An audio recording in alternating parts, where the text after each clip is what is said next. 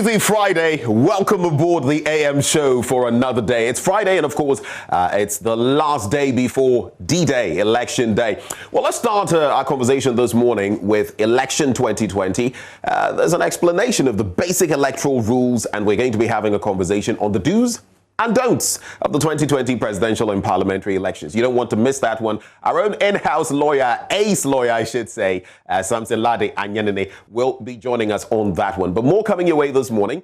In our second segment, Election 2020 again. Now, the acting Canadian High Commissioner, Sarah Nichols, is going to be talking to us about their expectations, the Commission's expectations ahead of the polls, and you should look forward to that one as well. Yours truly in the mix there. Election 2020, more coming your way. Security, it's a sine qua non. It's something we can't do without, and security forces are to be deployed today. Now, the head of JoyNews' security desk, Giftiando Apia, is at an event to deploy security forces tasked to ensure law and order on Election Day. We can't do without our security forces. She'll be joining us with some details on that. We'll also take you around the country and speak with our colleagues in the regions to gauge the mood of ordinary Ghanaians like you ahead of Monday's polls. And so you never know, we could be coming to you. Also on the show today, we'll tell you about humility. Hubris. It has destroyed many people. Pride. Well, this morning we'll tell you about the opposite of that. Humility. That's the title of a new book written by Reverend Isaac Amazing. Yeah, you heard me right. An ordained minister of the gospel in Calvary Christian Center, Accra, Ghana. He's going to be telling us a bit about his book. Look forward to that at the tail end of the show. Cardi will bring you Showbiz. And of course, Ore Kwampov will bring you sports later on the show. You don't want to miss any of that. Stick with us. Stay tuned. Let's do this for God and country. Time now, though, for the AM News. Stay.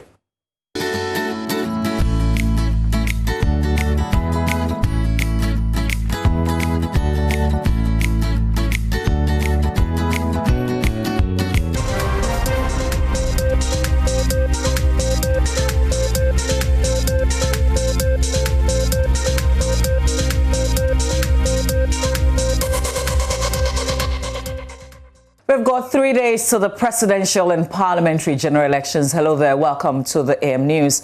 Now, the Electoral Commission says it is ready to deliver credible elections on December 7. According to Deputy Chairman of the Commission, Dr. Bosman Asari, 6 EC officials have been assigned to each polling station. He also explains that as part of efforts to reduce the pressure at polling stations, each polling station will cater for less than 750 registered voters. At a media interaction with the National Election Response Group and the Electoral Commission, Dr. Bosman Asari revealed that a standby boat has been made available to polling stations at waterlogged areas and pickup vehicles deployed to hard-to-reach areas. The counting for the presidential, you can see about 4 steps. When we finish the voting at the polling station, within a constituency, we have about, let's say, 150 polling stations. When we finish the counting at the various polling stations, then all of us will be heading to the constituency collation center, where all the various polling stations results will be put together, will be collated. And when they do that, the returning officer who works under the district officer of the commission in that area has that responsibility to be able to fax those results to the regional level. And after doing that, the person must also send a physical document to the region. And when you look at it, you know, some of the regions, some regions are very compact, like Greater Accra. It's possible when you finish at the constituency level, I don't think there is a constituency capital in Greater Accra where it will take you more than 2 hours to get to the head office of the commission at Sapeman. And those who are familiar with Ashanti region too, you can see Ashanti region is very, very compact. Within 3 hours, I don't think you will be in a constituency capital or a district capital in Ashanti, and you cannot get to the head office in Kumasi. We can see there are some few regions like Northern region, the Woolensey area to Tamale can be maybe more than that, 5-6 hours, etc. You look at places like Upper West, you may get places that are 6 hours, etc. So when you look at it critically, apart from faxing the document, you're also going to follow and send the main document And we've made arrangement with the police, and they are supposed to ensure that those who are sending the document, they are escorted. And we shouldn't forget that if even you take a snapshot of the results, the political parties also have copies. And don't forget that when you finish the results, a copy is supposed to be pasted at the constituency office. And in Ghana, when things like that are pasted, I think people will be taking pictures of it. So clearly, but we as a commission will not rush to say we are declaring. We need to make sure that we've gotten everything correct. We need to make sure that we have compared the results. Even as the regions are collating the results of the various constituencies, we can also be doing that. On the campaign trail, presidential candidate of the National Democratic Congress, John Mahama, says the New Patriotic Party parliamentary candidate for Hohoe, John Peter Mewu, would have used his influence to bring the needed development to the Hohoe township if he truly loved the place. Speaking at a rally in the town, John Mahama stated the current administration has halted all the good projects that will transform Hohoe and the region, including the Eastern Corridor roads. All the major things that will transform Hohoe for 4 years have been halted.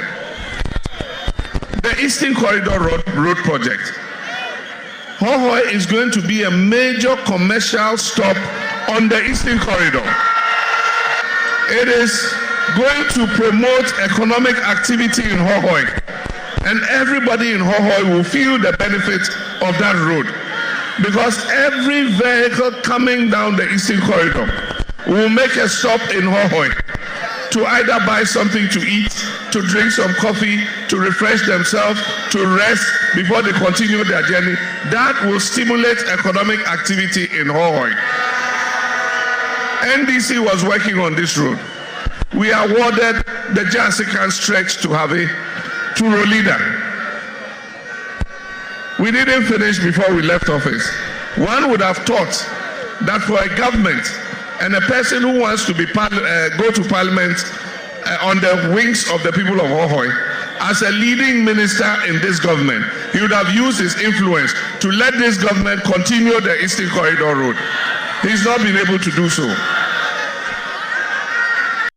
Meanwhile, youth wing of the governing New Patriotic Party has described as a scam a promise by former President Mahama and the NDC to absorb full tertiary fees for first-year students who gain admission to tertiary institutions in the 2020-2021 academic year. In the event that the candidate wins power next year, the NDC, in a statement early this week, said the decision to absorb the fees was in line with a recommendation by the Education Policy Group of the Manifesto Committee and has been incorporated into the party's 2020 People's Manifesto. Addressing a news conference on Thursday, National Youth Organizer of the NPP, Henry Nanabuache, said the former president is throwing in that last-minute promise in an attempt to deceive Ghanaians.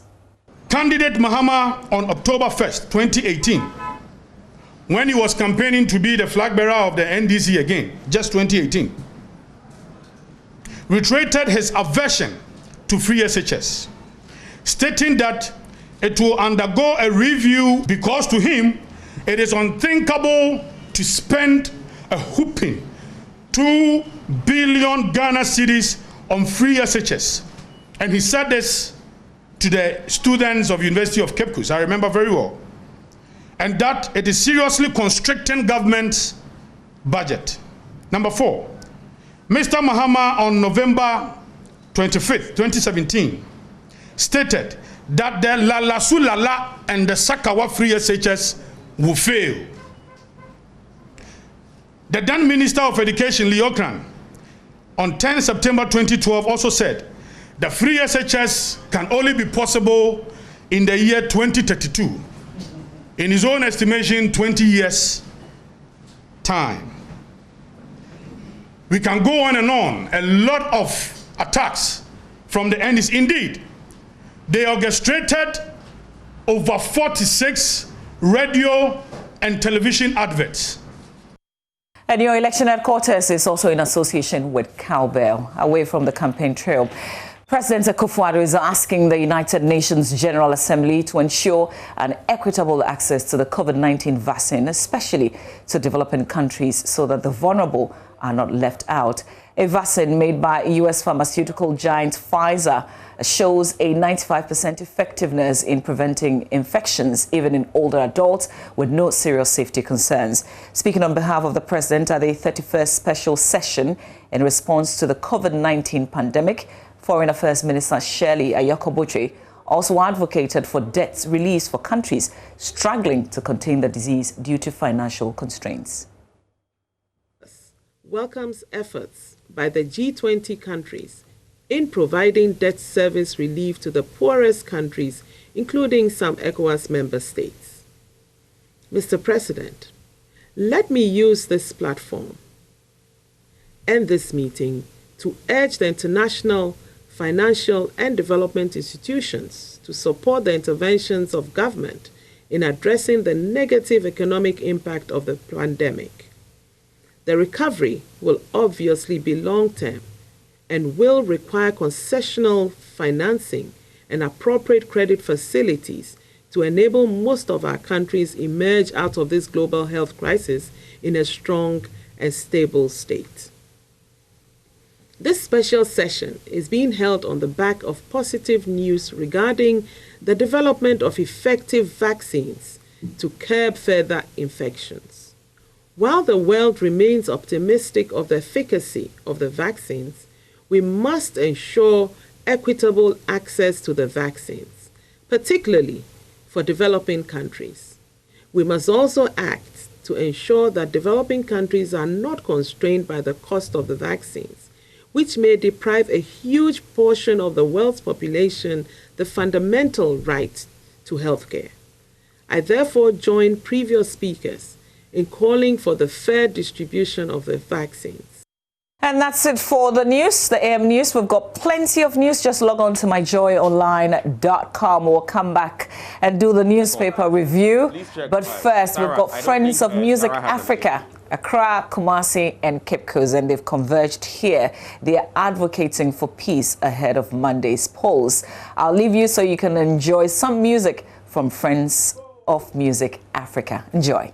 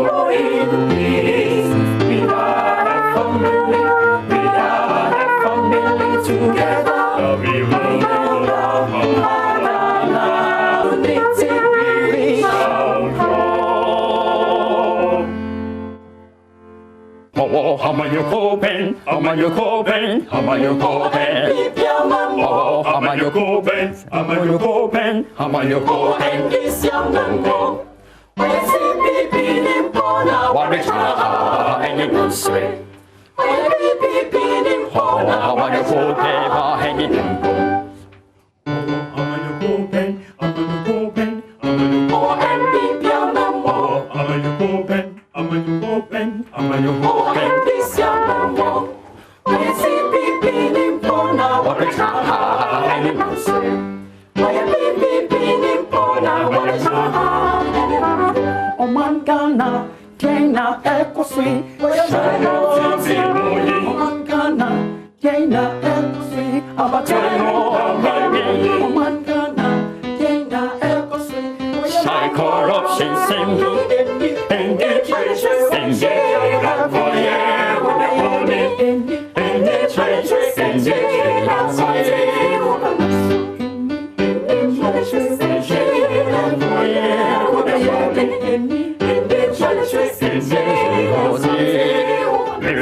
Lyricism, and yeah, then lyricism more.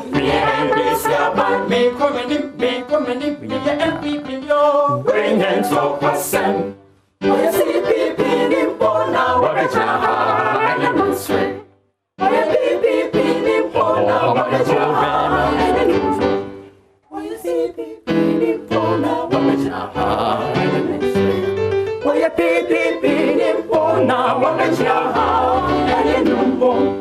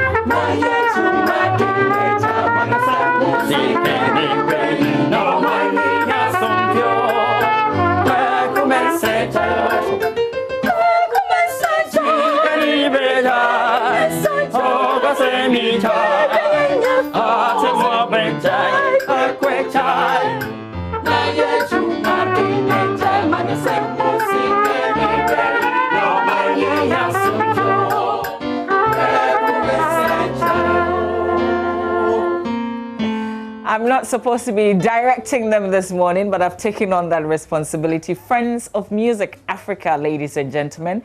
They've got 2 more sounds to perform. They've got a peace song.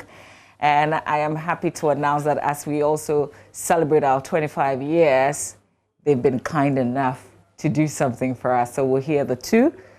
First, the peace song, and then we'll end with the anniversary song. Friends of Music Africa.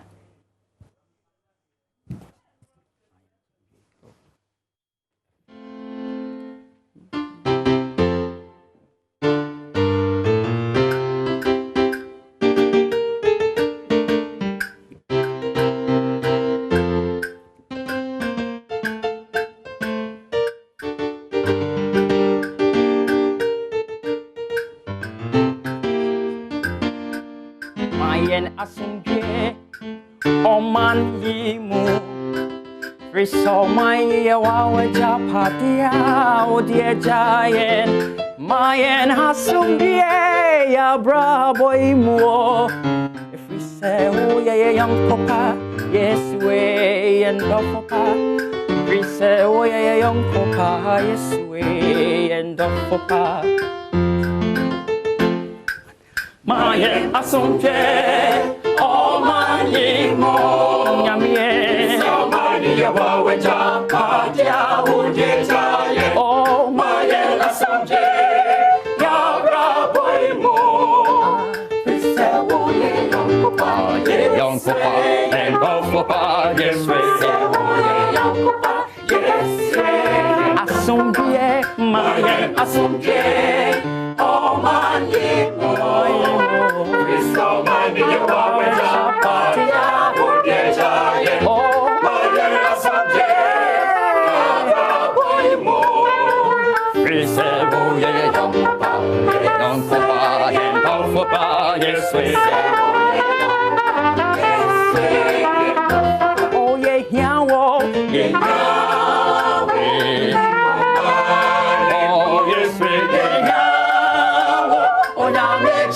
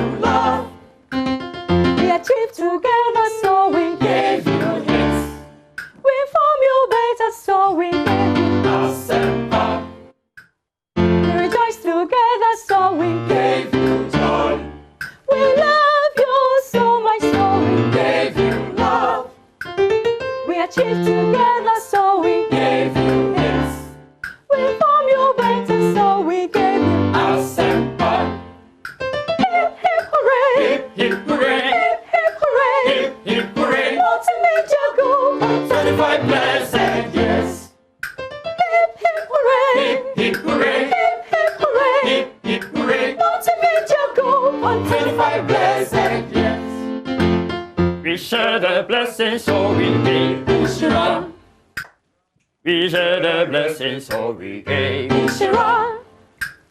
we share the grace, so we gave our home. We share the grace, so we gave our home. We share the blessings, so we gave Ishira. We share the blessings, so we gave Ishira. We share the grace, so we gave our home. We share the grace, so we gave our home. Thank you, Friends of Africa. Thank you so much. I love the anniversary song with all our brands. We wish you well. And of course, thank you for advocating for peace ahead of Monday's polls. And that's it for Friends of Music Africa. The group is in Accra, Kumasi, and Cape Coast. And they graced our show this morning. Benjamin Akapo and myself will be back in just a little bit with the newspapers. Stay with us. You're still watching The AM Show.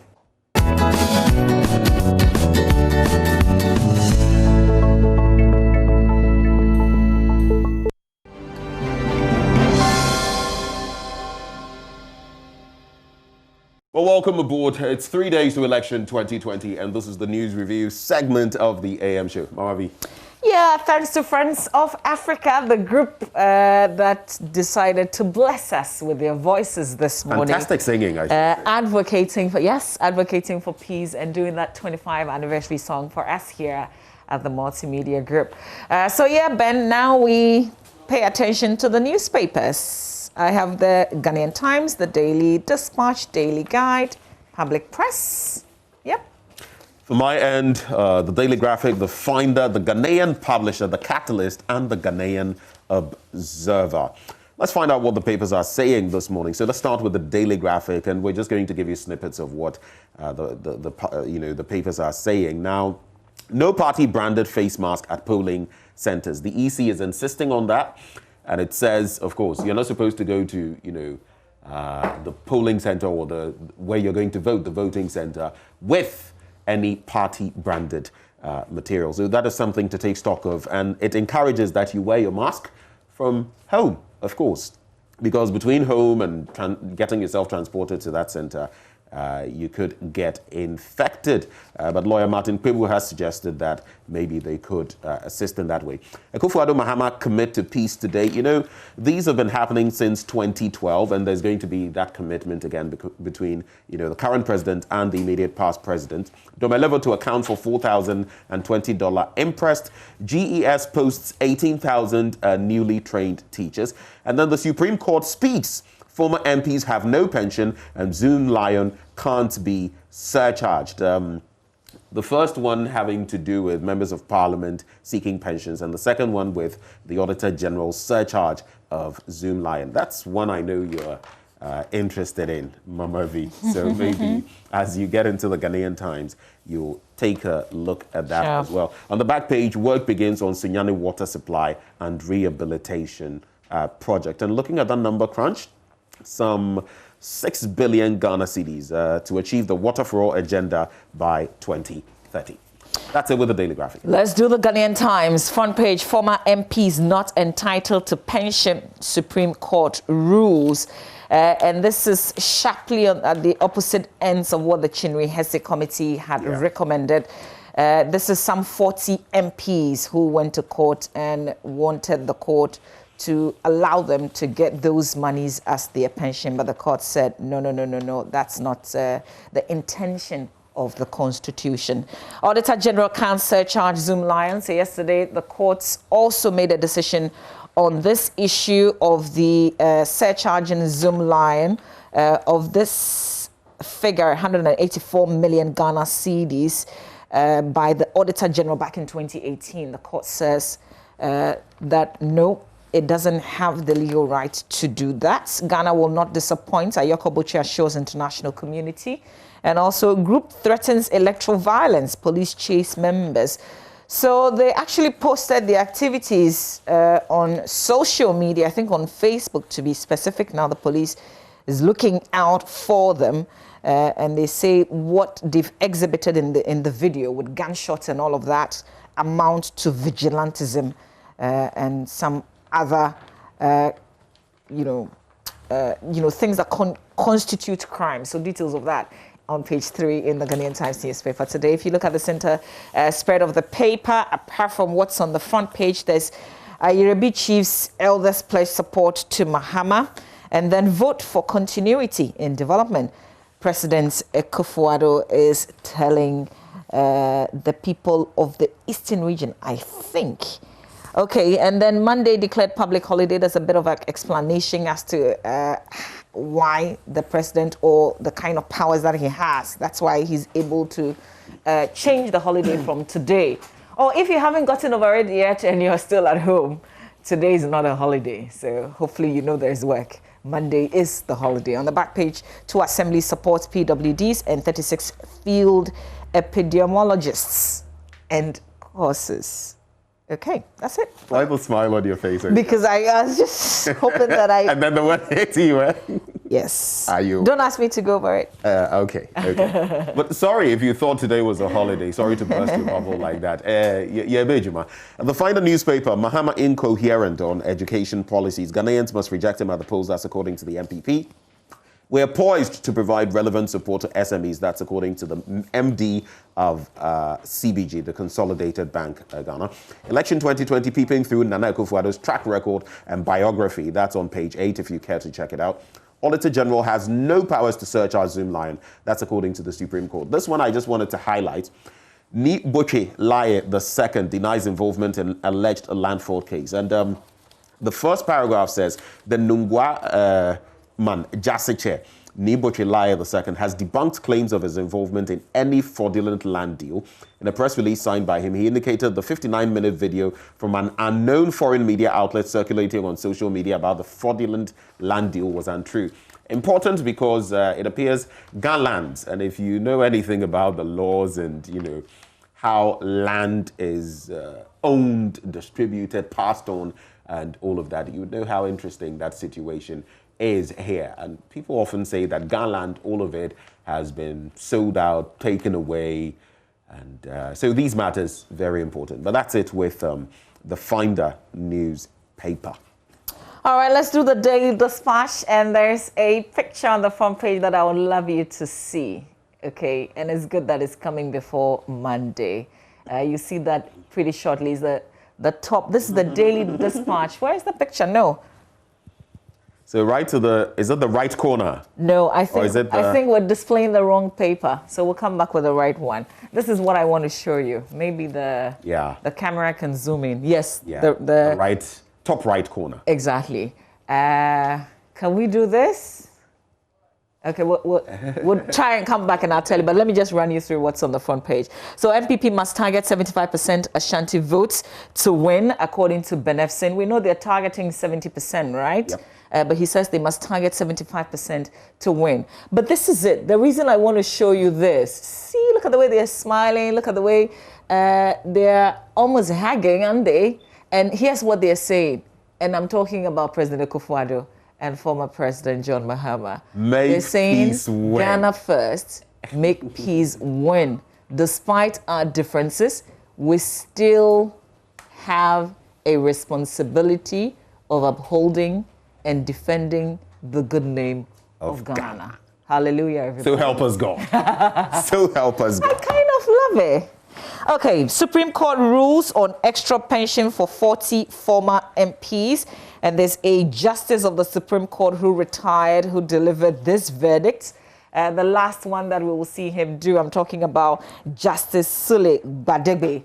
And his colleagues said goodbye to him as he revealed that 2 of his sons are also lawyers. Yesterday, he spoke to one of our colleagues, and he was talking about how he even got to that place and the fact that he didn't apply. They didn't have much of his details. And then here he is, 31 years on. And I had beautiful stories being told about him. A great man, a great judge. Justice Sule Badegbe retires after 31 years on the bench. We wish you well, sir. And then Auditor General, Auditor General has no powers to surcharge Zoom Lion, according to the Supreme Court. All right, that's what's on the front page. Should I get in your case with the Badegbe bit? Should I get on your case? Is it what? How to pronounce his name? Is that it? Yeah. Oh, okay. Go ahead. All of us are learning. Since you do Doche with me, I thought it was Badegbe. I've always pronounced it Badegbe. I haven't.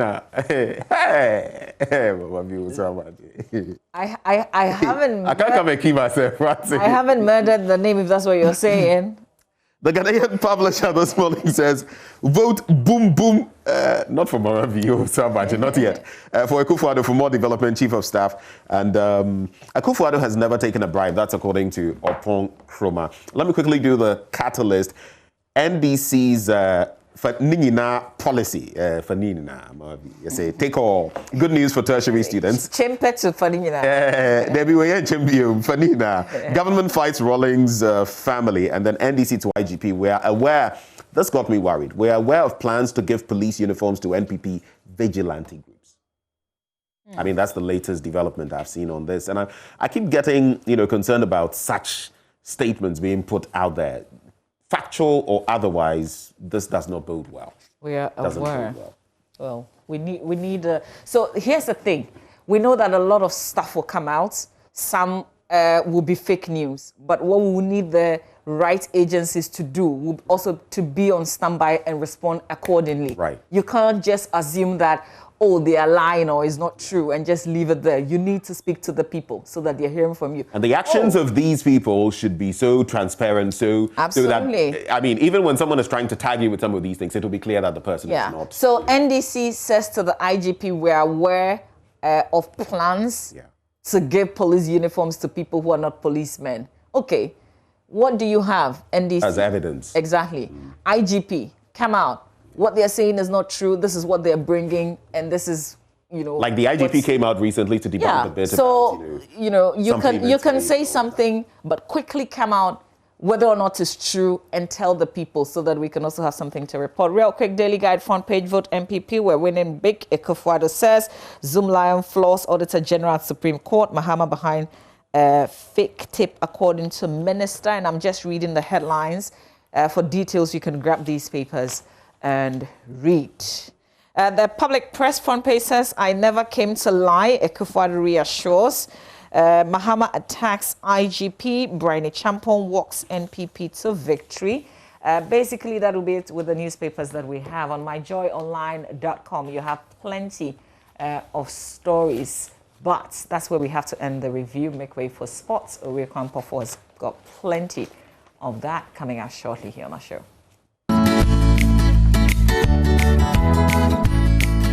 Hello, good morning and welcome to the AM Sports with me, Oreko Ampofo. It's a Friday and you know what that means. We'll be looking ahead to the weekend, but let's start with some Ghana Premier League action where Elmina Sharks were involved in a match against Aduana Stars. Now, the Elmina Sharks victory did mean that they've now climbed to third in the Ghana Premier League table, currently with 6 points, and they won yesterday against Aduana Stars by 1-0.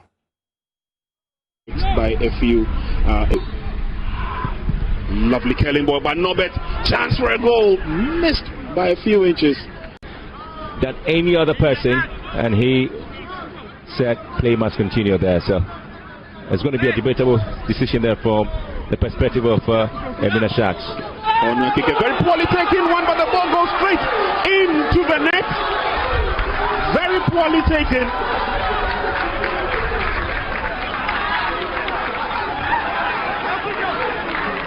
Very poorly taken, and I'm sure Richard Impong himself is quite surprised because the ball took an awkward bounce, and I'm sure it took a ricochet of one of the Aduana Stars defenders. We're not too sure, but the goal will stand, and Richard Impong will be credited from scoring from corner to goal. That reminds me of Bernard Dombote of Accra to folk back then. On offside. I tell you what, so this is the very first time that the Aduana Stars have lost match day 4 away game. A big victory there for Elmina Sharks, but there's still more matches to come in match day 4 of the Ghana Premier League. And head coach of Inter Allies, Henrik Lem, believes victory over Hartlepool has given his team energy ahead of their game against Ken Faisal on Friday. Now, according to him, though he lacks potent strikers, the positive energy will serve them good against the Inshallah boys. Allies lost as many as 7 players in the transfer window, including 2 stars who combined to score 18 goals in 14 matches for the 11-1. This, according to head coach of the team, Henrik Lem, made it very difficult for them to have a unit capable of scoring goals. He says 90% of the work he does with the current crop of players at the training grounds is how they can make goals. Ask this guy what I'm doing at practice. 90% is how to make goals. We all know that the people who make all our goals last year, when I was here, they're not here. And the season's been so short, we didn't have time really to find a lot of strikers. I like working with this team because they're young and they really want to learn. You know, when I ask questions in the beginning, no one answers. They just look at me, why is this white man asking questions? You know, but now they start answering my questions. Now they start coming really and say, Henrik, if I do this, I do that. So when you have a team like this, we will grow. We will definitely grow. And you can see I used some players already from the academy. Collins had played a lot, and we have a lot of good young players coming from the academy, also practice the academy. So for me, Inter Alliance is a club that's very interesting for us in Europe because they bring so many young players up. And you can see from the last time I was here, 7 of those players I helped, most of them to Europe.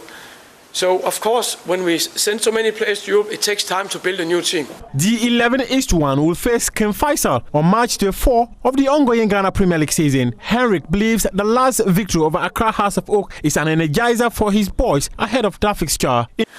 I saw all the boys down in the dressing room. I'm sure it gave them so much energy. You know, I love when they sing, dance, and are so happy. It gives the whole team energy. You know, if we have lost and we practice tomorrow morning, you know how everybody meet in like this? Tomorrow, you know what happened down there? 2 of them were kissing me. You know, I'm not used to that. So, of course, it gives energy to everybody. The Allies have conceded 1 goal in the 3 matches played so far in the Ghana Premier League. But then again, Inter Allies have also scored just 1 goal in those 3 Premier League games. But there is still more Premier League action to come this weekend. And let's take a look at those fixtures. And we'll be starting tonight. Remember, we already had one between Elmina Sharks and Aduana. Elmina won by 1-0. Heart of Oak play Karela United at the Accra Sports Stadium. Anything but a victory would see Heart of Oak have their worst start to a Premier League season since 1986. And then Ken Faisal would be playing against Inter Allies. Brekum Chelsea face Liberty. And then Dreams FC would be playing at home to Asamoah Gyan's Legon Cities. 11 Wonders face Wafa as Great Olympics welcome Dwarfs at the Accra Sports Stadium. But let's now move to boxing, where British-born Ghanaian boxer Denzel Bentley has sights of fighting at the biggest stage of boxing in the near future. He was speaking to my colleague Nathaniel Atto. I've always wanted to fight abroad, or like in America and stuff, because those are the guys I watched when I started boxing. So you see American, you see how, you know, if you're a star in America, you're a star worldwide. But like you said, in Britain, we have like the best fans, especially where boxing's growing at the moment. Like, I don't think they can fill out arenas in America like they do in England. No way. It's a different 100,000 fans plus. It's crazy. It's different. It's just different. So yeah, you know that you can't take away. But fighting in America, of course, the money's better. If you're a star there, like I said, you're a star worldwide, and it's a bigger country. So you know there's more to do out there. But as I've turned to be in the sport a bit more, I still want to go out to America and announce my name. But I feel like I want to come to fight in Ghana. Okay. Like a bit more, just to come back home and give something back to, not really give something back, but just announce myself on Ghanaian soil. Even if it's just 1 fight.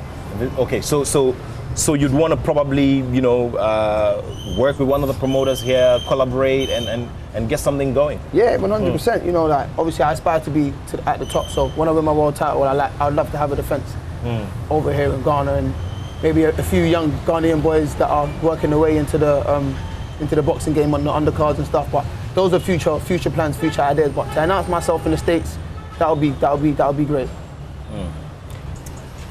If I'm being honest, the ones in Ghana, I don't really know. But the ones abroad, yeah, I do know, and I support them from a distance because they're Ghanaian. I always want them to win. Like, for example, Richard Comey when he fought Teofimo. Teofimo's a great fighter, but I was rooting for Richard Comey in that circumstances.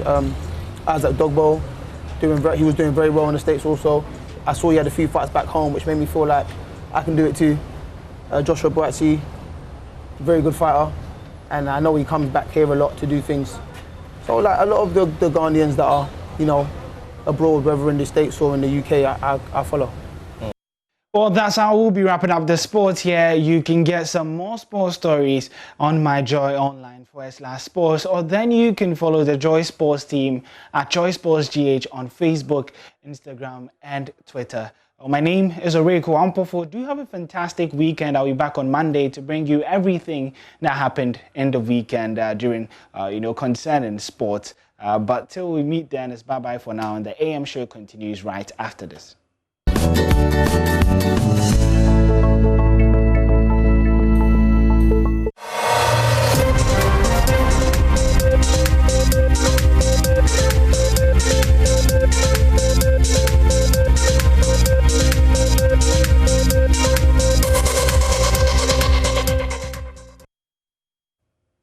Well, thank you for joining us. We did tell you that on the AM show ahead of election 2020, we'll let you know about the security deployments, and we're going to do exactly that. Mami? Yes, head of our security desk, Gifty Ando Apia, is joining us from the Independence Square, where over 60,000 security personnel from across the various security agencies are being deployed. Gifty, tell us what's happening on the ground this morning.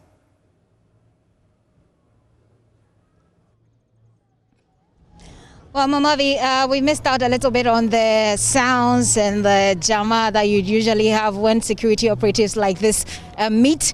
But we're coming to you live from the Independence Square, where we know that the police, the Election Security Task Force, which is essentially made up of much more than just the police service, the immigration service, the fire service, the prison service, the Ghana police, they've all gathered here. Of course, we know that there's over 6,000 of them. I'm not quite sure if all 6,000 of them are being deployed here, because what is happening here today, Mamavi and Akakpo, is that these are those who are going to the regions. These are the officers who will be manning polling stations in the respective regions. Though they're being deployed today. So hopefully my camera will be able to give you a peep at their bags, backpacks, suitcases, duffel bags are all packed up here for the men in uniform who are going. So from here, they are going right into the regions where they will be stationed.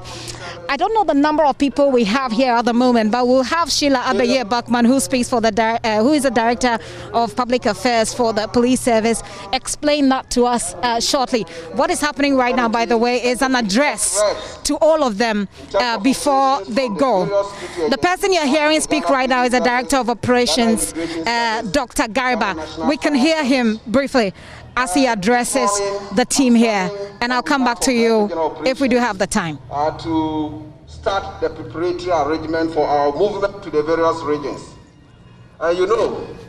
Whatever we do is not by might, it is just by the grace of God. So I'm standing on that to moderate the program. I am Deputy Commissioner of Police, Dr. Saibu Gareba, Director of Operations.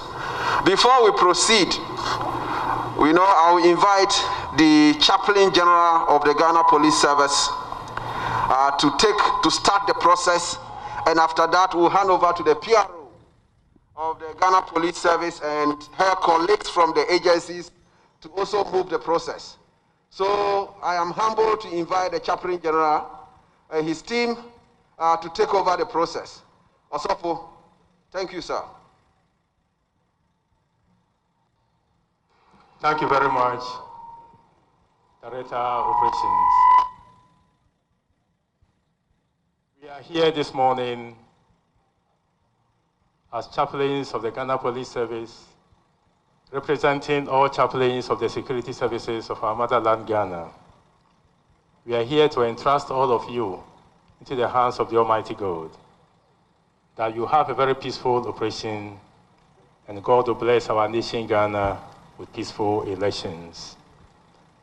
The prayer will be said by Assistant Commissioner of Police, Very Reverend Frank Chumba. But before then, permission has been sought so that we have about 2 songs of praises to God before we say a prayer. I will invite Deputy Superintendent of Police, Reverend Amoakumbe Queen, to lead us to take 2 songs of praise to God. Thank you.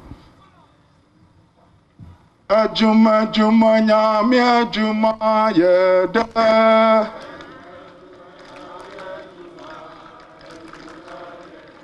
Ajuma juma nyami ajuma yeda. Nyami ajuma yeda. Mi nyami mini obetra Namaye Wajumano Minami Mini Obetra Namaye Wajumano.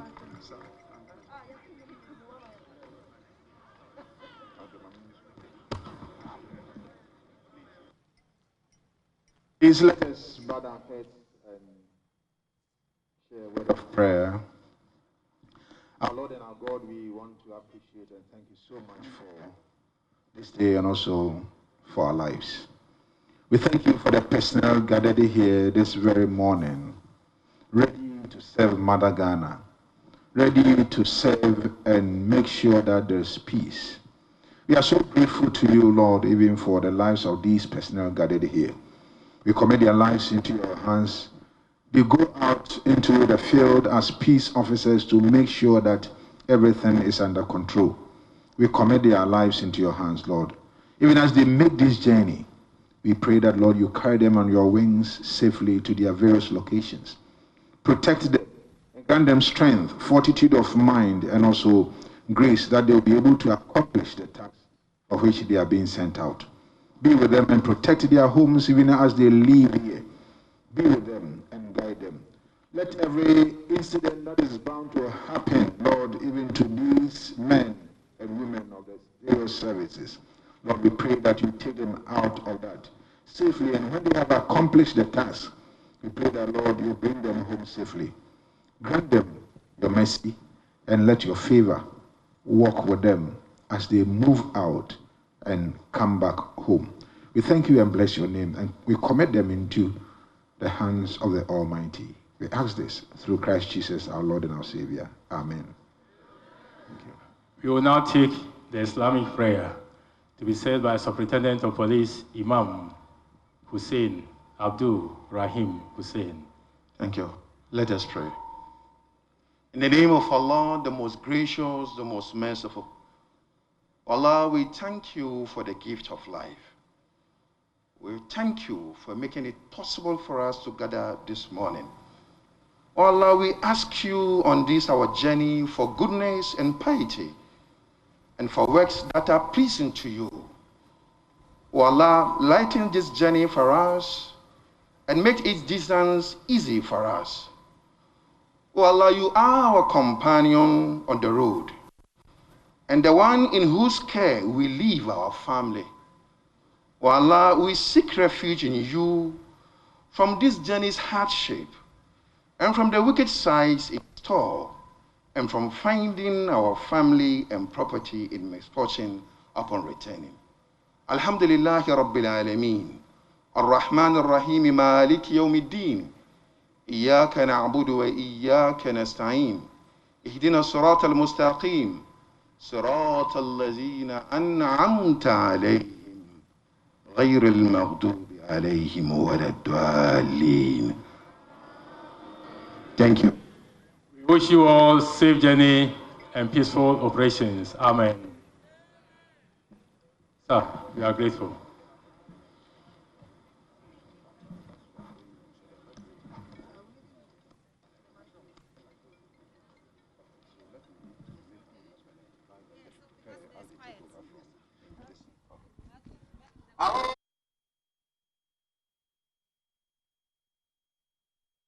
The various operational commanders from the services. We continue the program.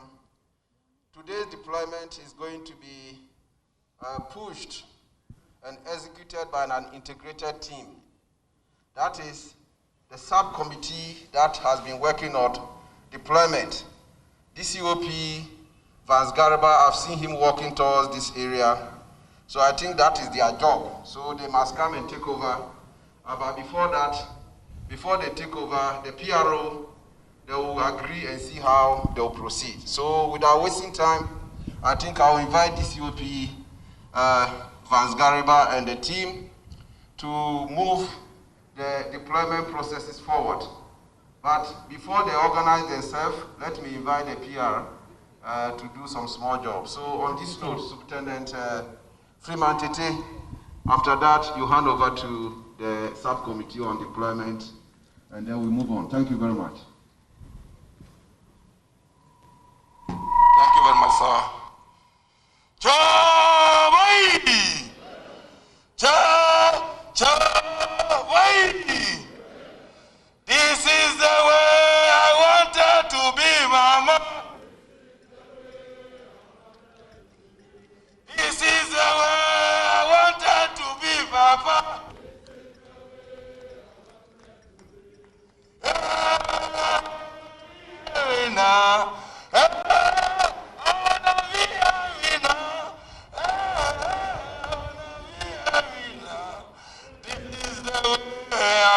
wanted to be. There was a time my father was a policeman.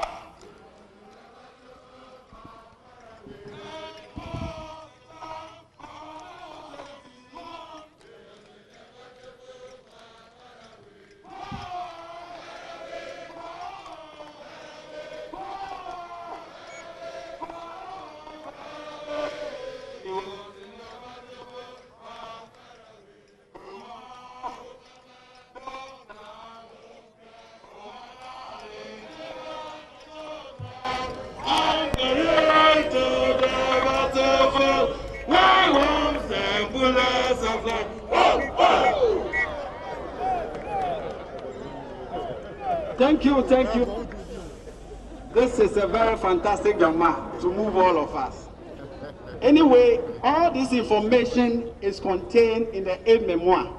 I'm just going to read them for us to appreciate our role as providers of security at the various police stations. As you all know, this is a serious national assignment. So the laws that guide this assignment that we are supposed to take seriously.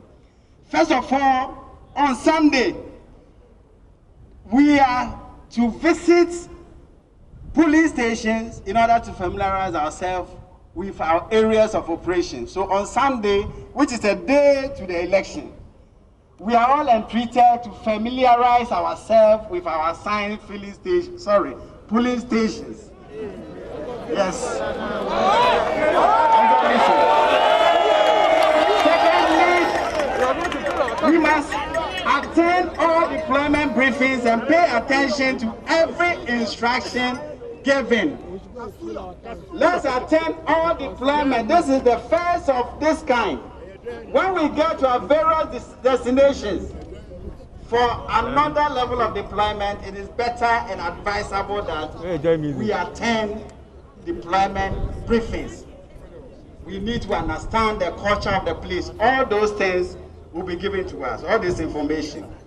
Now, thirdly, know the EC official in charge of your police station and establish working relation with him or her. Familiarize yourself with election management officials at the various police stations and at the constituency level. So let's take that serious. Now the fourth item that we must also take seriously is on the day of election, that is on the 7th, on Monday, join the EC official to escort the voting materials to the police station. Let me emphasize that again. On the day of election, join the EC official to escort the voting material.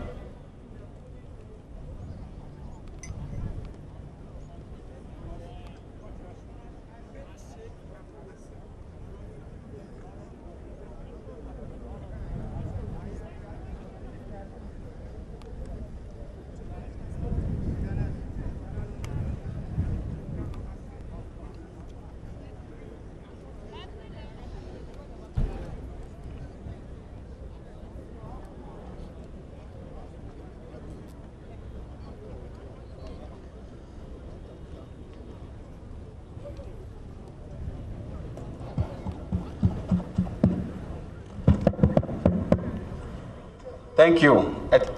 This is a technical hitch. So no shouting. This is not a slip. Now, so we're still here at the Independence Square. A little bit of a silence there when their microphone went off. But Freeman Tete, DCOP Freeman Tete right now is addressing the team that will be going out. As I indicated earlier, and hopefully you did hear me, this is the election task force. It is made up of the Ghana National Fire Service, the Ghana Police Service, the Ghana Immigration Service, and of course, the prison service. Let's listen to DCOP Freeman Tete. From the start to the finishing. I think we all have this information. It's just a reminder that you are in charge of enforcement. You are in charge of what? Law and order. From the start to the end. Now, we all know COVID what? No, it's not COVID-20. COVID-19. Wear your face masks at all times and ensure the wearing of face mask. It is compulsory, it is mandatory. So wear your face mask at all times and enforce the wearing of face mask. Enforce it. I hope we are all clear. Now, 7, responsible for queue management. Ensure some social distance and proper mask wearing in the queue. Take note of this. It is very important for our health and the health of others.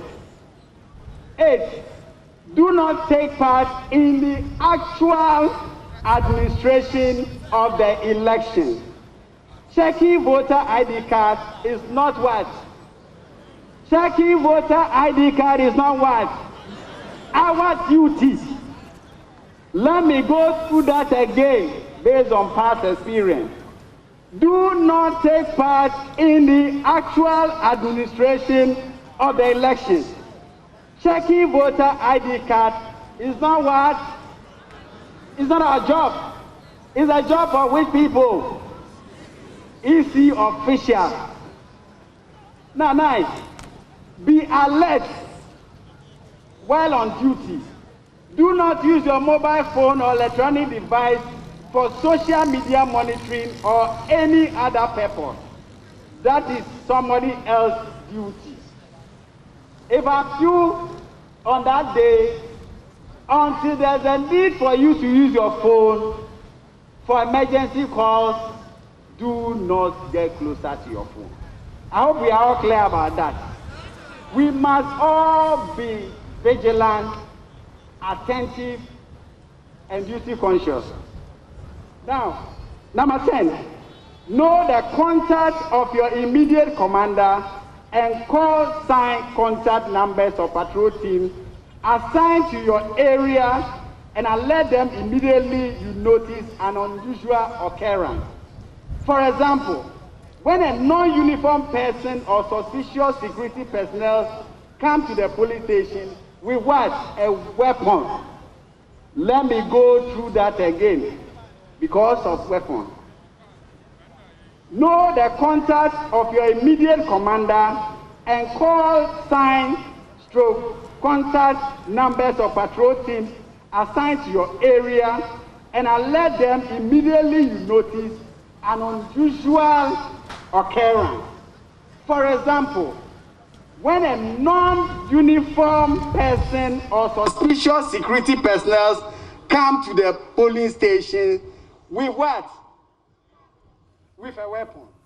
All right, so this EOP Freeman Tete there addressing the task force that will be handling security at the various polling stations as we get into the elections on Monday, December 7. Head of our security desk is at the Independence Square, bringing us all these details that we've been sharing with you here on the AM show this morning, Ben.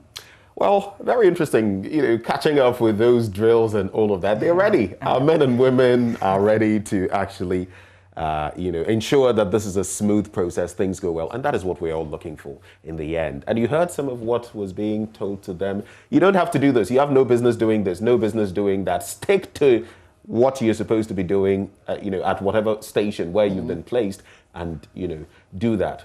That's Absolutely. the most important bit. All right, so there will be more on this, but we also have another conversation that's coming up.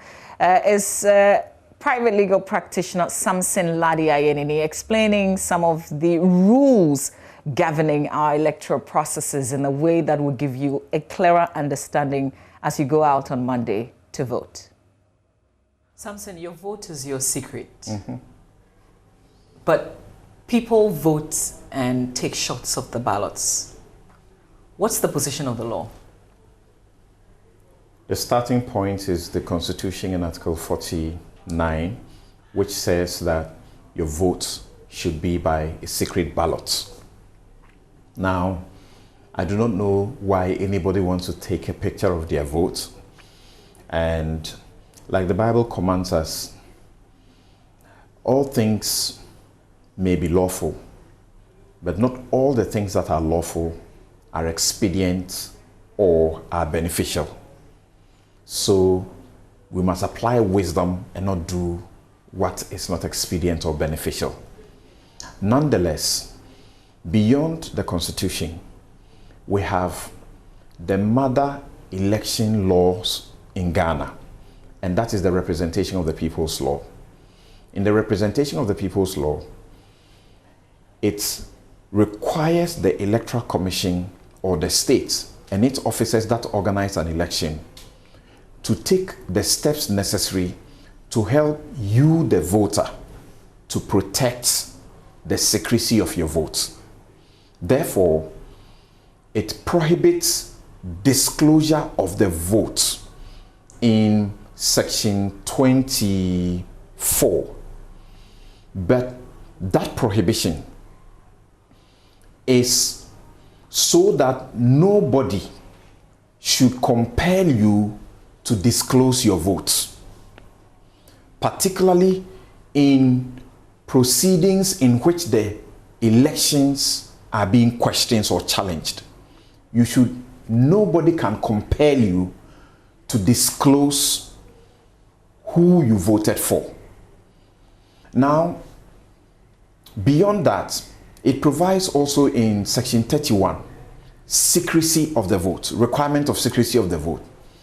And you find that in section 31 and even beyond that, it requires that the election officers, the interpreters, the polling agents, and even those who help the blind to vote, they must also help you, the one voting, to maintain the secrecy, so that they are not supposed to communicate what they have seen you do to any other person, not even including your voter details to anybody. What the law requires generally, including even the 2020 Public Election Regulations, Regulation 33, which says when you are handed a ballot paper, you proceed and secretly thumbprint on it. All of them you will find are looking for the people in charge of the process to provide an environment that accords with the constitutional dictate that your vote should be secret. Therefore, if you, having been given a right by the Constitution, the rights we enjoy, there are some of them that are called negative rights. There are some of them that are called positive rights. You will have an election, a decision, whether you want to avail yourself of the right or you want to waive the right. So for yourself, the law does not punish you if you disclose your votes. But for the officers around the process, if they disclose your vote, then they will be punished. So you see that very clearly in the law. You don't see any punishment for the person who decides by himself to disclose their votes. And the punishment, according to the law, could be for a fine of 6,000 for the election officers and whoever, interpreters or those who are helping the blind to vote. Or in addition to that, you could go to jail for 2 years. Yeah. So can I be arrested for taking a shot of my ballot paper after voting? And I am aware the police say they have arrested some people for taking a screenshot of their votes in the special voting. Question is, the same Constitution provides that nothing is a crime unless it has been put in a written law, and the penalty for it, the punishment for it, has been also prescribed. I do not see an offense created for that act, And I do not see, I've searched the laws, I do not see a punishment also prescribed for that act. My question, however, is if you apply common sense and wisdom, what is the use in taking a shot? But the major thing about that is actually about you seeking to disclose your vote, which the law doesn't punish. Okay. Can I vote twice? It's not a simple yes, is it? Or no? You can vote twice. Controversial, but let me explain. You can vote twice only if you have been registered as a proxy, meaning you are going to vote for yourself, but you have also, ahead of the election day, also been registered by the Electoral Commission to vote for somebody else because the person is not available. Otherwise, universal adult suffrage, everybody is entitled to one vote. If I don't have my voter's ID with me on the day of voting, can I still vote? Yes, you can.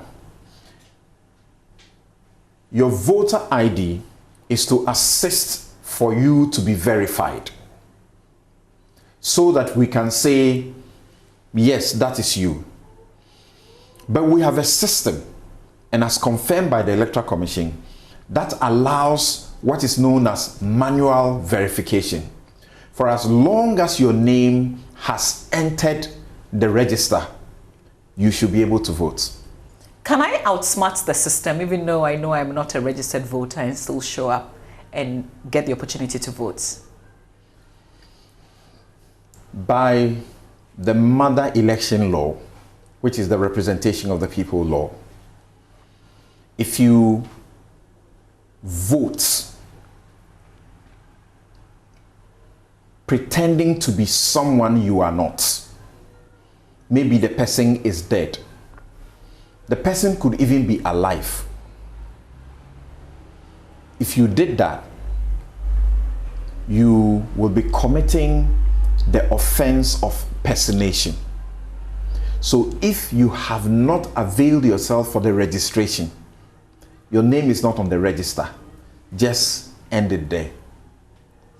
If I know I registered multiple times, can I show up to vote? If you know for a fact by yourself that you registered multiple times and it was perhaps by mistake, the process of exhibition would have cleaned the register in such a way that you will be left as one. Now, if you had done that deliberately during the registration, the law would have caught up with you during the exhibition, and then you would have been punished. The policy, no mask, no vote, it's become very controversial. What is the clear position of the law? Can I be disenfranchised for not wearing a mask? So, your right to vote, as enshrined in the Constitution, in Article 42, is a right that the law says nobody can take it away from you. So once you are a Ghanaian, once you are 18 or above, and you are of sound mind, the law says you are entitled to vote, and by that entitlement, entitled to be registered so you can vote. Now, I want to show you what our Supreme Court has had to say about that. And there is what I'll call the long line of cases in which our Supreme Court has upheld this law and jealously guards against anything that diminishes detracts or seeks to frustrate your ability to exercise that right to vote. In fact, the court calls it the sanctity of the vote. It sees it to be sacred and therefore says anything the state or the Electoral Commission will do about your right to register and to vote must be to facilitate it.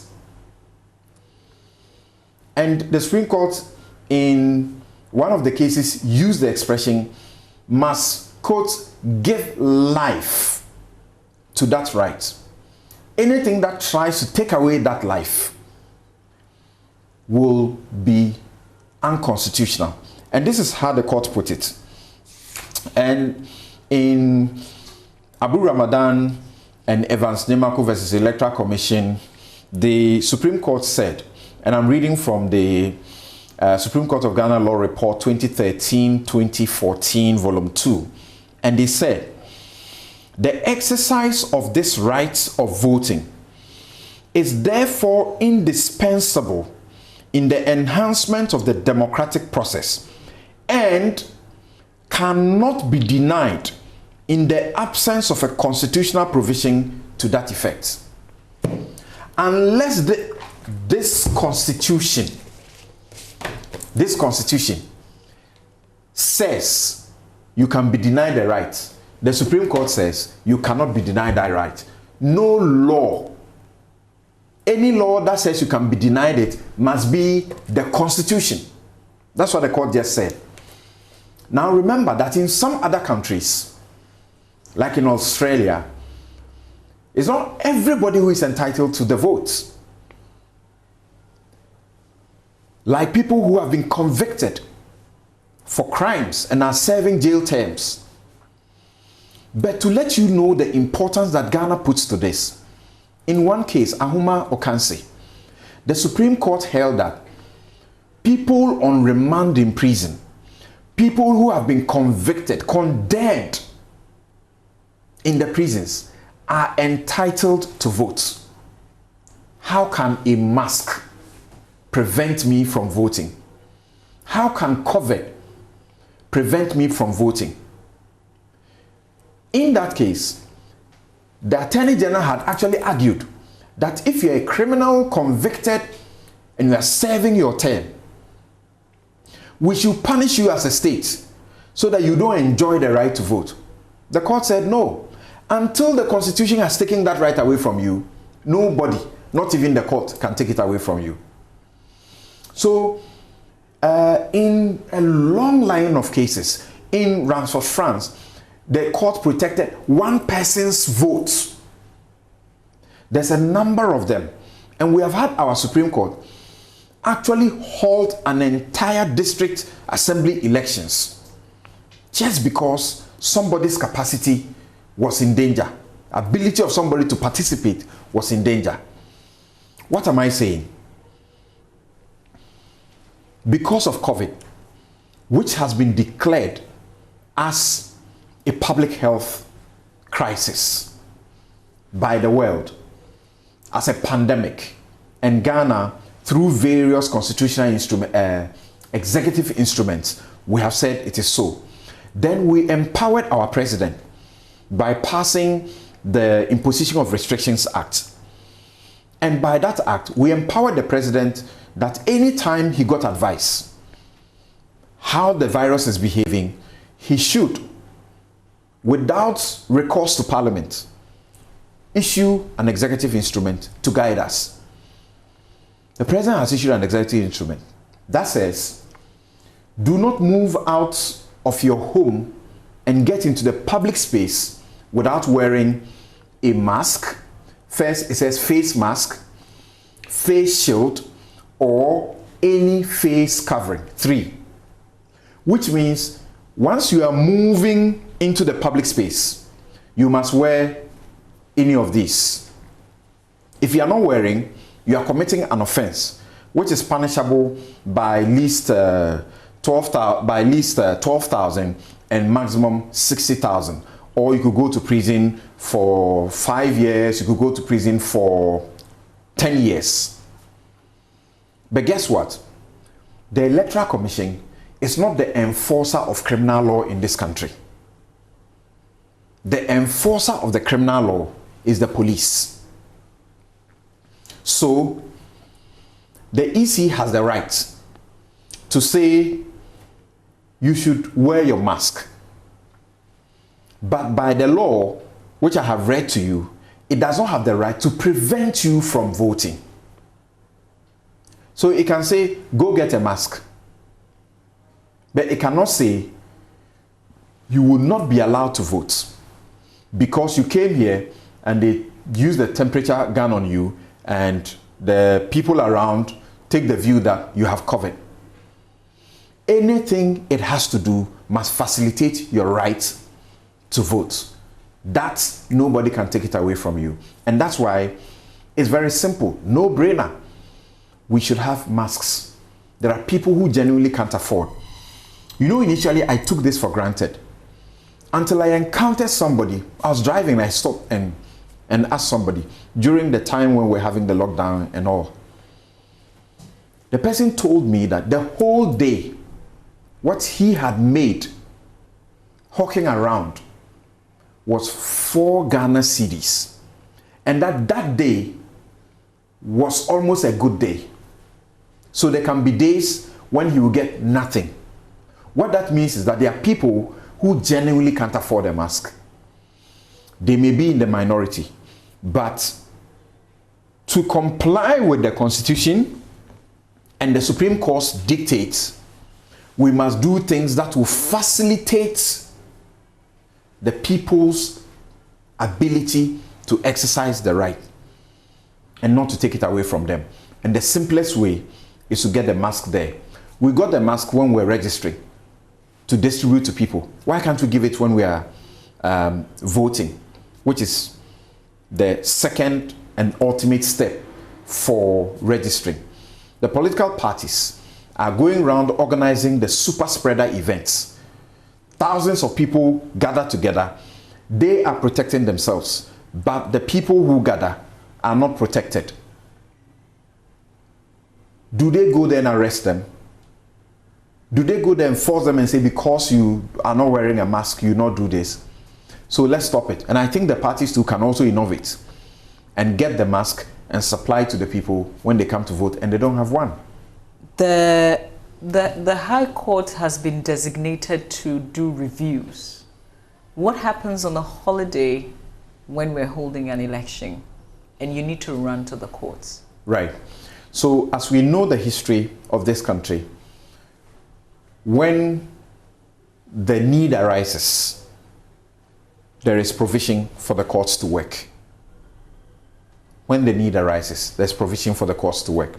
So I do not think there will be any problem about activating the courts to do what they have to do in respect of election dispute adjudications. And in fact, the Supreme Court is now abridging the timelines even for presidential election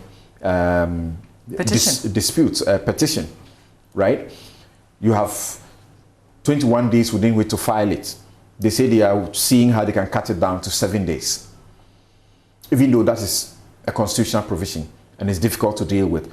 But there are other provisions in the CI 74, CI 16 as amended by 74, where there's some 15 days, 10 days, and another 15 days provided for certain things to be done. And the law empowers the court to abridge the time, as in reduce the time for those things. So that gives me a sense that we will not have the courts, wanting for doing things in a speedy manner. Thank you, Samson. You're welcome.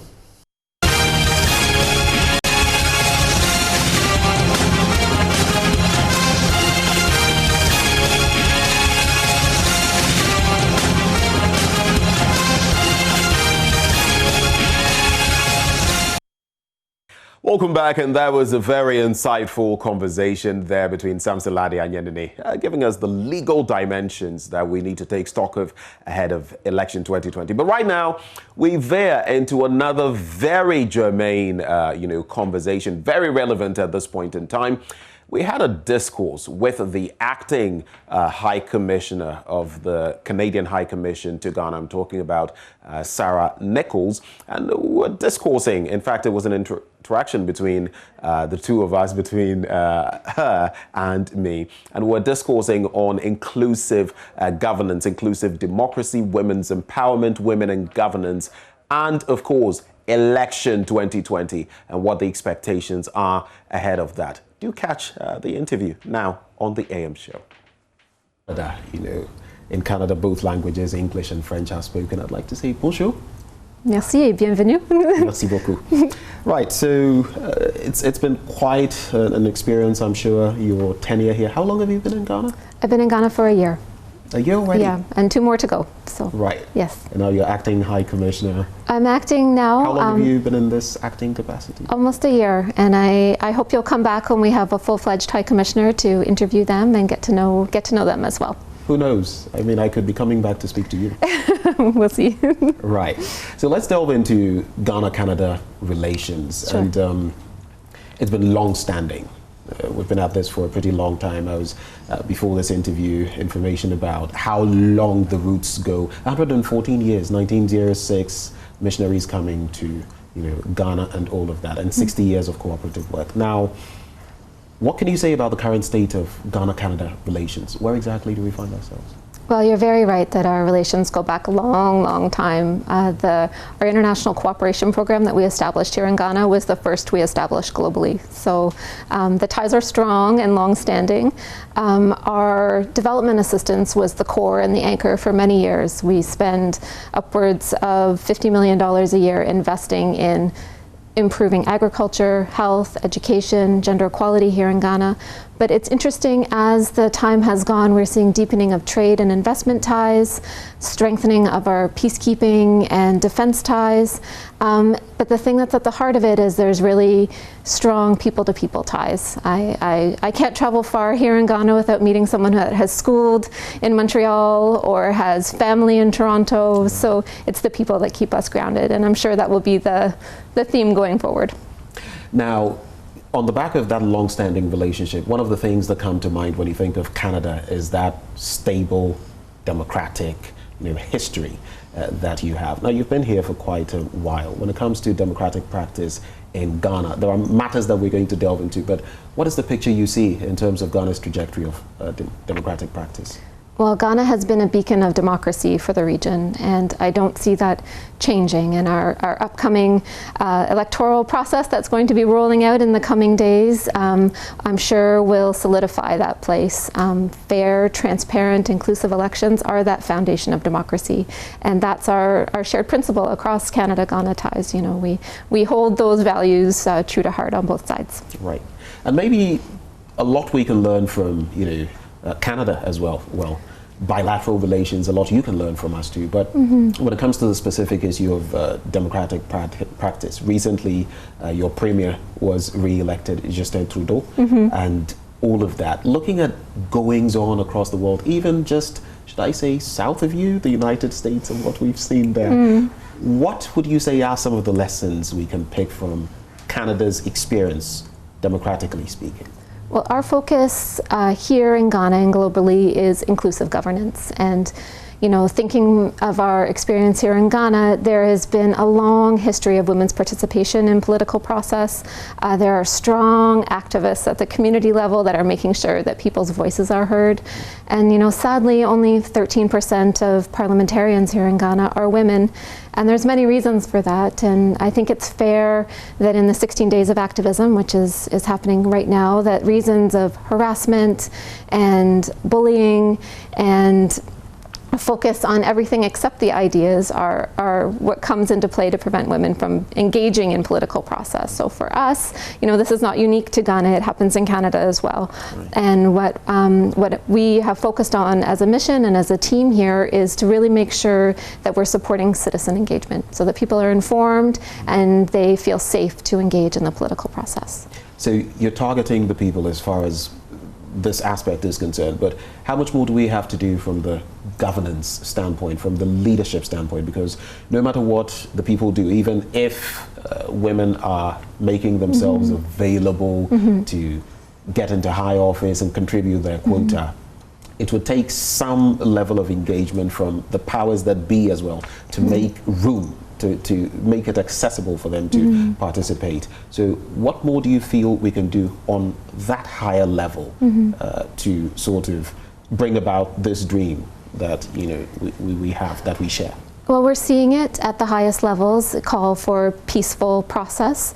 And I imagine that narrative will stay strong and hold at the closer and closer we get to voting, and then as results are being tabulated. And as an impartial third party, all that we can do is to continue to focus on that as well, to say that peaceful elections and transparent process that's the foundation of democracy around the world. Right, and I'm sure you're looking forward to free, fair, transparent, peaceful elections in Ghana, because we all find ourselves here. What has been Canada's participation, level of engagement with Ghana on that front? What exactly has the High Commission been up to? Well, I'm really excited to share with you that we've invested in 5 amazing organizations through our Canada Fund for Local Initiatives. There's one that I really wanted to focus on. They're called the Youth Bridge Foundation, and their focus is on first-time voters, which I think is such a critical investment to make sure that young people who have never participated in the political process before, they understand the expectations, they understand the issues, and they're mentored by other young people that can talk to them about how they can engage others, how they can make sure that their peers are engaged. And it's not just on voting day, it's in the lead up, it's in talking to their family members, it's in engaging in their communities, and to make sure that young people, persons with disabilities, women in rural areas, that people have the support that they need to engage. So YouthBridge is one of these organizations we're working with, One Up is another, Send Ghana, the African Women's Lawyers Association. These are really critical organizations that are supporting the people to engage. And so we're really proud to be doing that. And we're proud of you too, that you're doing that. But something that just came to mind, observer missions and all of that. Does Canada have any system beyond the organizations you've mentioned? Do you have an observer team in the country currently? What's the situation? We don't field our own observer team, but in 2012 and 2016 we engaged in other election observation teams, and for this year we are working with our EU colleagues and our UK colleagues to contribute both our local and Canadian staff to be part of those observer teams. So on election day we'll be out there making sure that will you be out there? I'll be out there. Yeah, right. Everyone will be out just to be part of it. It's an exciting day in a country when there's voting, when the people are speaking. So we'll be there. Right. Now, I do know that other countries operating in Ghana have different. There's USA's, there's the DFID. There are so many of them. Danida, among others. And I know that Canada, Ghana was one of the first countries to actually benefit from Canadian aid and all of that on the continent. What is your parent organization when it comes to financial aid, and what is the footprint you have so far? What are the activities you can speak of when it comes to economic engagement with Canada in Ghana? Well, that's a really interesting question, because our Foreign Affairs Department is an amalgamated department. So our development assistance, our foreign affairs, and our trade is all together through Global Affairs Canada. So that is our footprint here in the country, and that is our main engagement. So depending on the focus, our trade team has their portfolio, our development assistance team has their portfolio. So there are great things that come with amalgamation, and one of them is being a one-stop shop. Right. All of us have, just riding on the back of what you've said, economically speaking or financially speaking, COVID-19 has hit the world, and all of us have struggled, but some countries more than others. Absolutely. And Ghana, I mean, we've been pretty fortunate here. You would say the numbers haven't escalated to what was feared initially, but it's affected the economy. We've had to go a borrowing and all of that. What has Canada done in support of, I know you've supported some other countries, you've reached out. What has been the engagement with Ghana in that regard? We have had some really important engagement to talk about our existing investments and how they can pivot towards supporting the needs of COVID. So as you said, COVID has had a massive impact on the economy of people. You know, the lockdown is quite a challenge. It affects livelihoods, but then how that goes forward.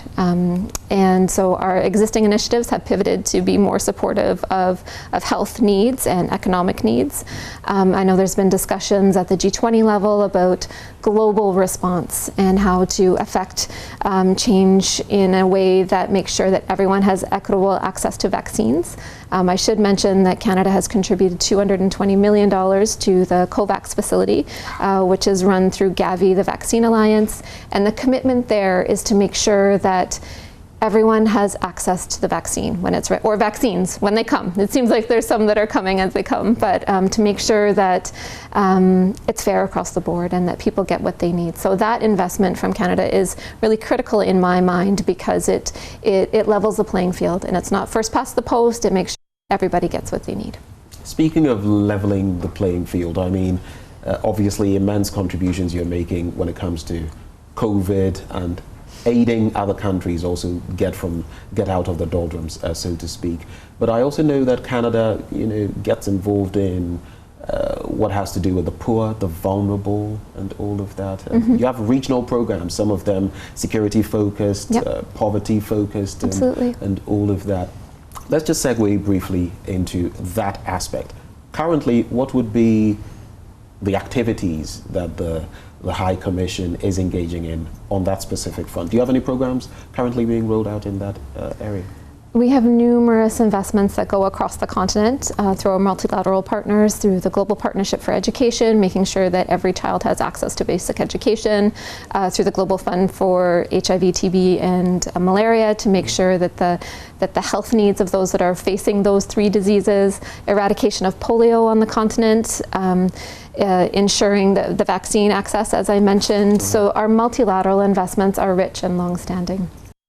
A warm welcome back to you, and of course, as we prepare for election 2020, myriad matters to actually discourse on. One of them is the preparedness of the institutions that are going to actually see to the conduct of the elections, the Electoral Commission, and of course the security forces. This morning we were talking about their deployment and all of that. To check on the readiness ahead of December 7, we reach out to some of our correspondents. Let's start from the Upper West region, where Rafiq Salam is standing by in Wow. Rafiq Salam, a very good morning to you. Now, what can you report about the state of preparedness by the various organizations ahead of December 7? I can report to you that the Upper West EC are saying that they are ready for the task ahead. Remember, last week there was some deployment of electoral materials to the various constituencies in the Upper West region, 11 constituencies in all. And so it was only the one that was left at the police station and for them to take care of. And so all electoral materials, as I speak to you, have been transported to the various constituencies in the Upper West region. There's also been a series of trainings for the presiding officers and also those who will be manning the polls on polling day. There's a lot of sensitization workshops that have been done by the various political parties to their agents. And so the EC here are saying that they are better, they are prepared for Monday polls. And then even when I spoke to the regional director of the Electoral Commission, Ali Osman Adamu, he told me that what they have seen, the experience that they have gotten from the special voting, at least they are going to plow in the general election come Monday. Now, Rafiq, right before you take leave of us, what would you say is the picture when it comes to the security situation ahead of December 7 in Wa? For now, we can say that the security situation is safe. The only worry that we used to talk about was the the Warwas constituency or the Warwas district, where there have been a series of suspected robbery cases in that particular area. But since the police have put their eye on that particular area, we've not recorded any incident there again. But generally, it's peaceful here. But the people are really happy about the impending polls, and then they are hoping and praying that they will be secured. There have been a lot of security beef up in the region. They are still expecting more to come out. They already security personnel here, and so much of concern is not on the security, but the people are a bit about what will happen on Monday. Right. Thank you very much, Rafiq Salam, actually reporting all the way from Wa. Let's cross over. Let's come far down south to Cape Coast in the central region, where Richard Kwejo-Nyako is standing by to tell us what exactly has been happening there in terms of the preparedness of the Electoral Commission and security agencies as well. Richard, a very good morning to you. Now, what can you tell us on that front? Preparedness with regard to the Electoral Commission and its work, and also with regard to the security apparatus in that part of the country.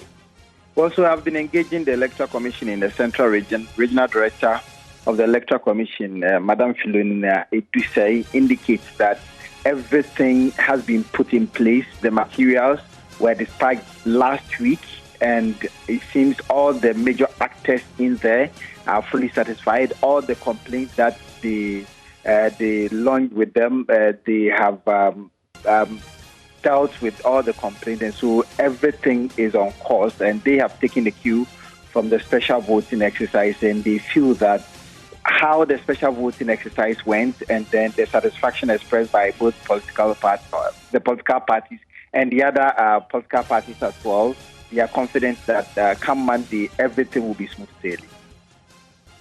Right, and anything else? Any other interesting development on the security front that you can tell us about ahead of? Well, even before the security front, the Central Region has 23 constituencies, and then PP currently holds 9, and then 19 with the NDC having the 4, and so the last minute push for seats and for votes is becoming, it's increasing.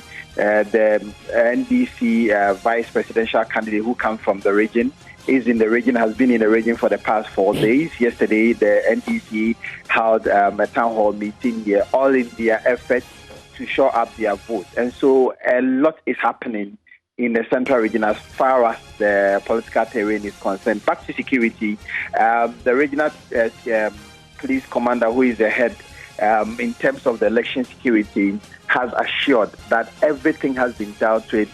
Prior to this moment, they had engaged all the major actors in the various constituencies. The Central Region comes the 4th highest region with the number of hotspots in here, and so what they did was to try to engage the major actors. If you talk about the hotspots in the Central Region, you look at the Wutu Senya East constituency, the Wutu Senya West constituency, the Chumakon, Enyan Efiam, Cape Coast South, Cape Coast North, the Himalaya, the Intra area. All of these things, according to the regional police commander, these parties have been engaged, and so they are cocksure that come December 7th, everything is going to be all right. They are going to deploy the police or the security personnel on Sunday, and those who couldn't vote during a special voting exercise, they have placed them at their own polling stations where that is where they will be operating from in order not to disenfranchise them. And so in terms of security, they say that everything is on course. Everything is on course. Richard, thank you very much. This is where we'll have to sew it up. But look forward to bulletins that will be coming your way on, of course, this very network, JoyNews, bringing you a whole lot more on the state of preparedness ahead of December the 7th. We're going to take a short break, but before we do that, coming up on the show, we'll be telling you about humility. Yeah, that's the title of a new book written by Reverend Isaac Amazing, an ordained minister of the gospel in the Calvary Christian Center, Accra, Ghana. He'll be telling us about his book, and that's up next on the AM show. Do stay.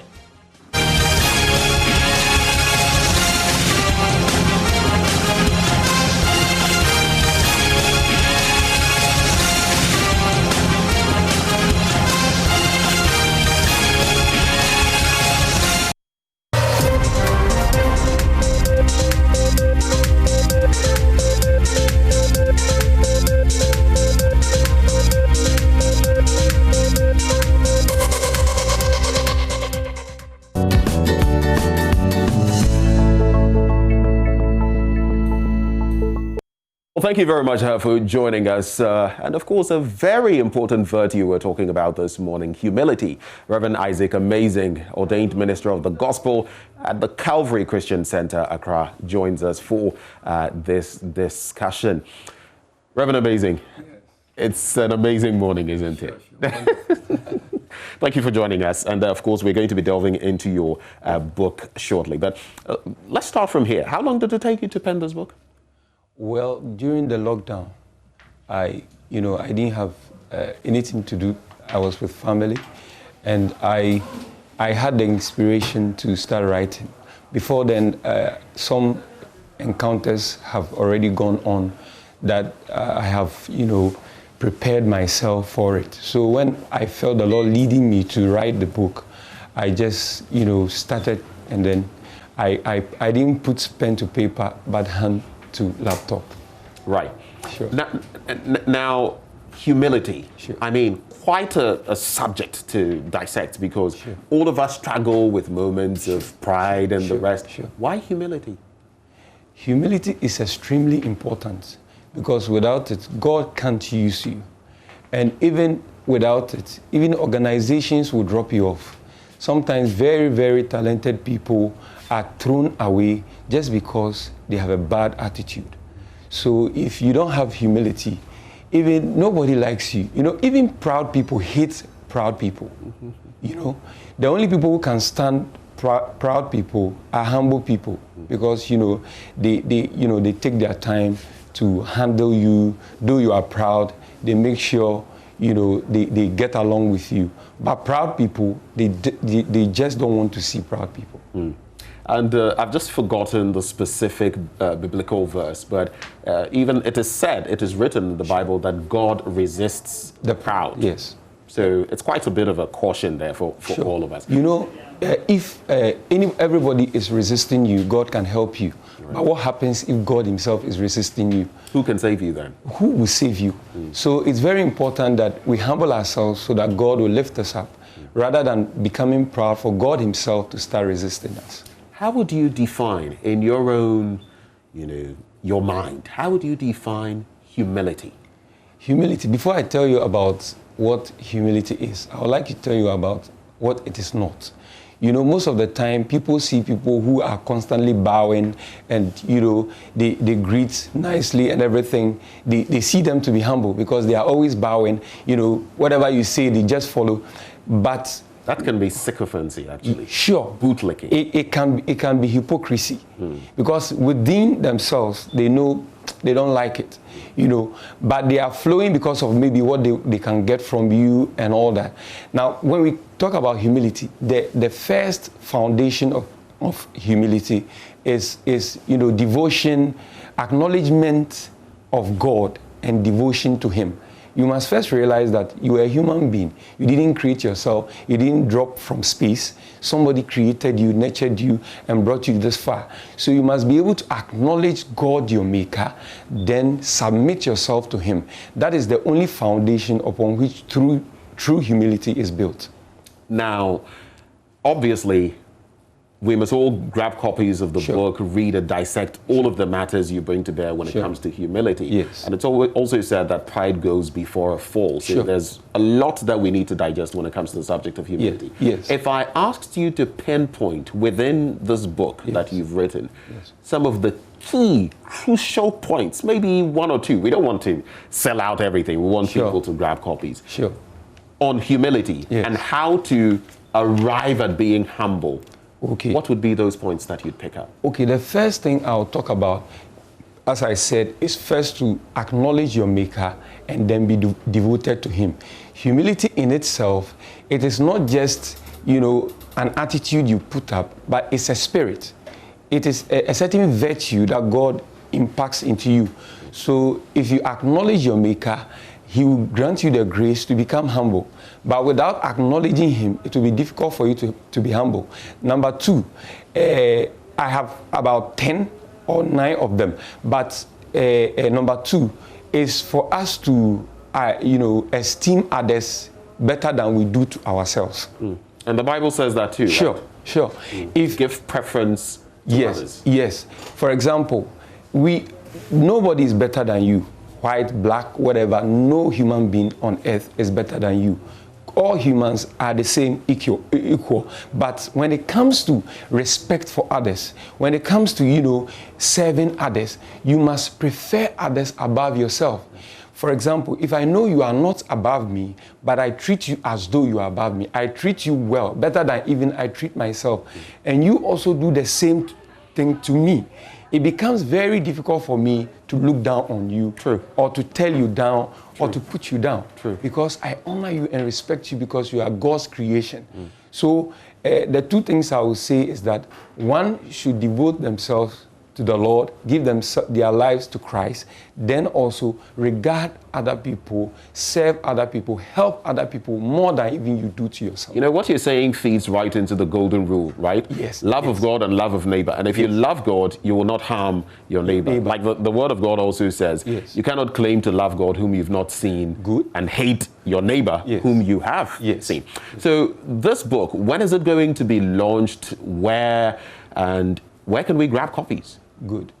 God willing, tomorrow, Saturday, 5th December, we are launching this book at Calvary Christian Center. Our church is beside the old overhead bridge when you are moving towards Accra. Right. On the Adabraka. Is it on the Adabraka? Right from Ben's Gate. From Ben's Gate, when you are about to climb the overhead, you look on your right, you see the church, the Calvary Christian Center. Oh, right. Yes. Right. That's where we are launching the book. And if you want copies, now you can call my number and pre-order. But after the launch, we'll make them available at all bookstores in Accra, and we'll start working towards other regions. I know the launch is about to happen, so yes, the pricing and all of that, but is there a ballpark figure in terms of pricing that people can keep in their minds, in you know, maybe budgeting to get copies for themselves? They should work between 25 cedis to 30 cedis. 25 and 30 cedis. Yes. Right. What is your final message on this book? Speak to ordinary Ghanaians about the importance of grabbing a copy. Okay. It's extremely important for us to get this book on humility, because without it, you can't make it. All great people need humility. I mean, it is even the humility they have that made them great. If you are not humble, there's no way you become great. There's no way you'll be able to achieve your goal in life or even fulfill your purpose in life. So I encourage you to get this book, and I trust God as you read, He will give you grace to be able to be humble. God bless you. Reverend Isaac, amazing. Well, I wish you an amazing launch. Sure. God bless you. Well, Isaac Amazing, Reverend, is an ordained minister of the gospel in Calvary, the Christian Center here in Accra, Ghana. And he's launching his book. You should actually be there, and you should grab a copy for yourself. The rest of the show continues. There's a lot coming your way, but of course, Showbiz is coming up next with Kadi. Do stay with us.